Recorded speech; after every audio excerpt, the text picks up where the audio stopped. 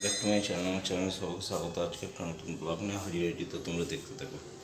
তো সকাল সকাল ঘুম থেকে উঠে বললাম হচ্ছে 6টা 6:30। তো আমাকে আজকে একটা কাজ করতে হবে, সেটা কি রান্না করতে হবে। তো কী রান্না করবো সেটা তোমাদের দেখাবো, এখন কী কী করছি সেটা তোমাদের দেখাবো। তো চলো দেখতে থাকো। প্রথমে সকালবেলা উঠে হাঁড়ি জল চাপিয়ে দিলাম, তারপর চাল নিয়ে নিয়েছি। চালটাকে একটু ধুয়ে নিতে হবে। তো চালটাকে ধুয়ে নিলাম,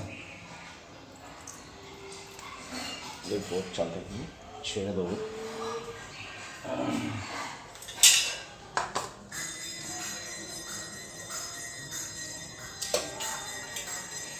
জলটা গরম হয়ে গিয়েছিলো, তো যখনই দিয়েছি হাতের মধ্যে ছিটিয়ে লাগছিল।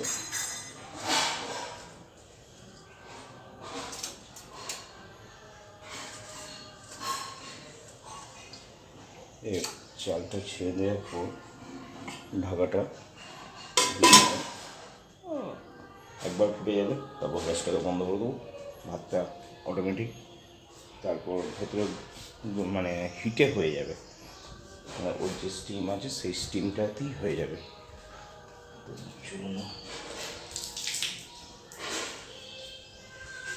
তার মধ্যে আছে এটা, মশলাটাকে খুলেও দিলাম। সকালবেলা উঠি সাধারণত খুলে দিই, তো সেই জিনিসটা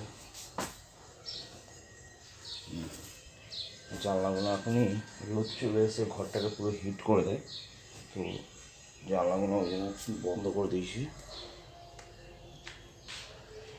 আর ডাইনিংটা একবার ঝাঁট দিয়ে নিতে হবে। চলো দেখতে থাকো। 5 মিনিটের মতো হয়ে গেছে, ভাতটা অলরেডি ফুটতে শুরু করে দিয়েছে। এর মধ্যে আমি একটা কাজ করে নেবো, সেটা হচ্ছে ডাইনিংটা একটু ঝাঁট দিয়ে নেবো।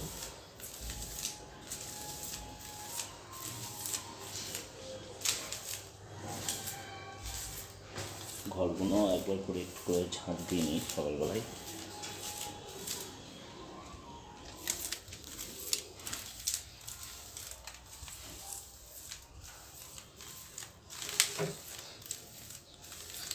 তারপর সকালবেলা তারপর তো কিছুটা জল ভরতে হয়, তো বোতলগুলোতে জলটা আসবে, সেই সময় একটু করে নেবো। চলো দেখতে থাকবো। ভাত হয়ে গেছে, গ্যাসটা অফ করে দিয়েছি। তো গ্যাসটা এখন ভাতের ফ্যানটা যেটা আছে সেটা সরিয়ে নেবো, এখানে একটা লাগবে। চলো দেখতে থাকো।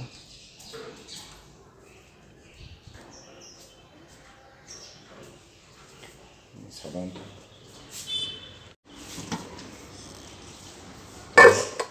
ফ্যানটা ঝুলিয়ে নিচ্ছি, জলটা কমেই গিয়েছিল, তো হয়ে গেল।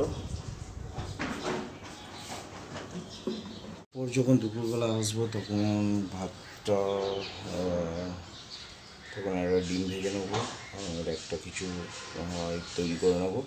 তো এখন তো আমার দোকান যাওয়ার টাইম হয়ে গেছে, তো এরপর দুপুরে কী হয় না হয় সেটা দেখবো। চলো দেখতে থাকো। তার মধ্যে আছে এখন একবার চান করবো। এখন যা গরম পড়ে গেছে 2-3 বার করে চান করতে হচ্ছে। এখন একবার চান করে দোকান চলে যাবো। দুপুরবেলা এসে আবার চান করবো, আবার রাত্রেবেলা না চান করলে ঘুম হয়।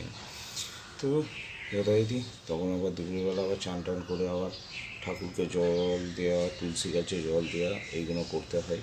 তো সেইগুলো সব করবো। তো চলো দেখতে থাকো।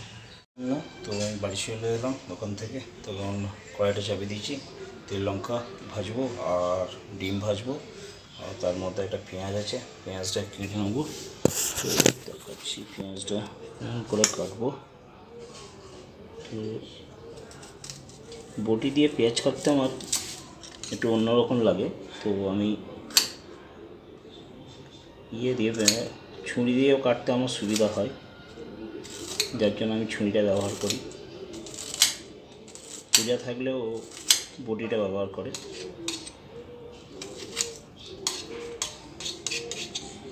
এটা দুটো পেঁয়াজ কাটতে হবে।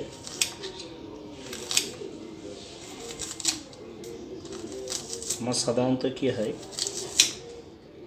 পেঁয়াজ কাটতে গেলে আমি এই যে এইরকম পেঁয়াজ কাটাটা এটা বটি দিয়ে কাটতে পারতাম না, আর এটা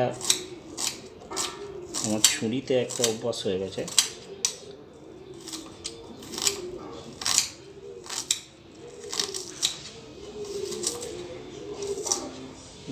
পেঁয়াজ কাটাটা কমপ্লিট হয়ে গেল। এটা একটা তরকারি করছি, তো একটু নুন দিয়ে দিলাম, তার আগে পেঁয়াজ দিয়ে দিয়েছিলাম।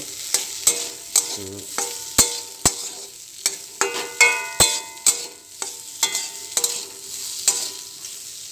দিয়েছি ডিমটা ছেড়ে দেওয়া হয়েছে। এবার ডিমটা হয়ে গেলেই হয়ে যাবে।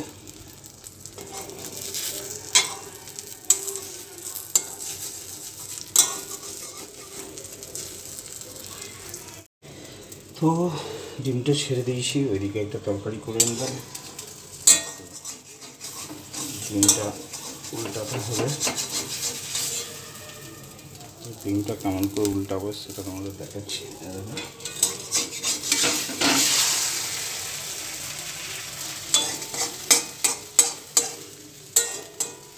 কথা, এটা সাধারণত রান্নার অভ্যাস না থাকলে ডিমটা উল্টানো যায় না।